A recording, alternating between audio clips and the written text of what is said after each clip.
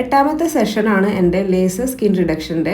അപ്പോൾ 8ാമത്തെ സെഷന് ഞാൻ വന്നിരിക്കുന്നത് എൻ്റെ മോൻ്റെ കൂടെയാണ്. ഞാൻ ലേസറിൻ്റെ ഒരു പാക്കേജാണ് എടുത്തിട്ടുണ്ടായിരുന്നത്. അതിൽ under arm, bikini, upper lip 3ഉം ഇൻക്ലൂഡഡ് ആയിരുന്നു. ഇതൊരു പാക്കേജ് ആയിട്ടാണ് ഞാൻ എടുത്തത്. അതുകൊണ്ട് തന്നെ എനിക്ക് എല്ലാം കൂടിയിട്ട് 22,000 രൂപയ്ക്ക് കിട്ടി. അല്ലെങ്കിൽ അതൊരു 30-35 വരെ പോകും. ഇൻസ്റ്റാഗ്രാമിൽ ഒരു ആഡൊക്കെ കാണുന്നുണ്ടോ 99 റുപ്പീസിന് ട്രയൽ ചെയ്യാമെന്ന്. പക്ഷേ അവരത് ഒരു ലോ ഇൻറ്റൻസിറ്റിയിൽ ഒരു ജസ്റ്റ് ഇങ്ങനെ ഉറുമ്പ് കടിക്കുന്ന പോലെ കാണിക്കുള്ളൂ. പക്ഷേ നമ്മുടെ ഈ ബിക്കിനി ഏരിയ എന്ന് പറഞ്ഞാൽ ഭയങ്കരമായിട്ട് സെൻസിറ്റീവ് ഏരിയ ആണ്. അതുകൊണ്ട് തന്നെ നല്ല പെയിൻ ആയിരിക്കും ആ ഭാഗത്ത്. വേദന എടുത്തിട്ട് ചെയ്യാനും തോന്നില്ല. പിന്നെ പൈസ മുന്നേ അടച്ച കാരണം കംപ്ലീറ്റ് ചെയ്യേണ്ടി വന്നു. അങ്ങനെയാണ് ഞാൻ ഈ 8 സെഷൻ കംപ്ലീറ്റ് ആക്കിയത്. 3 മാസം ചെയ്യാതിരിക്കുമ്പോൾ ഇതുപോലത്തെ ഗ്രോത്ത് ഒക്കെ വരും കേട്ടോ. എൻ്റെ 8 സെഷൻസ് കഴിഞ്ഞിട്ടുള്ള ഒരു ഗ്രോത്ത് ആണ് നിങ്ങളിപ്പോൾ അത് കണ്ടത്.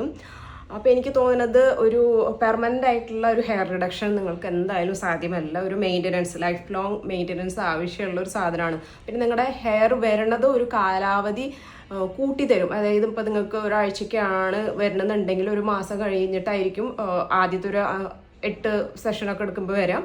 പിന്നെ നിങ്ങൾക്കൊരു 3 മാസം കൂടുമ്പോഴായിരിക്കും ഇതുപോലത്തെ ഫുൾ ലെങ്ത്തിൽ ഹെയർ വരിക. അതുകൊണ്ട് നിങ്ങൾക്കൊരു മെയിൻ്റനൻസ് സെഷൻ എടുക്കേണ്ട ഒരു ആവശ്യം ഉണ്ടാവും. പിന്നെ നിങ്ങളിൽ അധികം പൈസ ഉണ്ട് എന്നുണ്ടെങ്കിൽ മാത്രം പോവുക. അപ്പോൾ ഞാൻ 20,000 22,000 ആണ് അതിന് പേ ചെയ്തിട്ടുണ്ടായിരുന്നത് 8 സെഷനിൽ. അപ്പോൾ ഞാൻ വിചാരിച്ചത് ഒരു വാക്സിങ് ചെയ്യണതിനേക്കാളും ഒരു കോസ്റ്റ് എഫക്റ്റീവ് ആയിട്ടുള്ള ഒരു കാര്യമാണ് ഇത് എന്നാണ് ഞാൻ വിചാരിച്ചത്. പക്ഷേ അങ്ങനെയല്ല.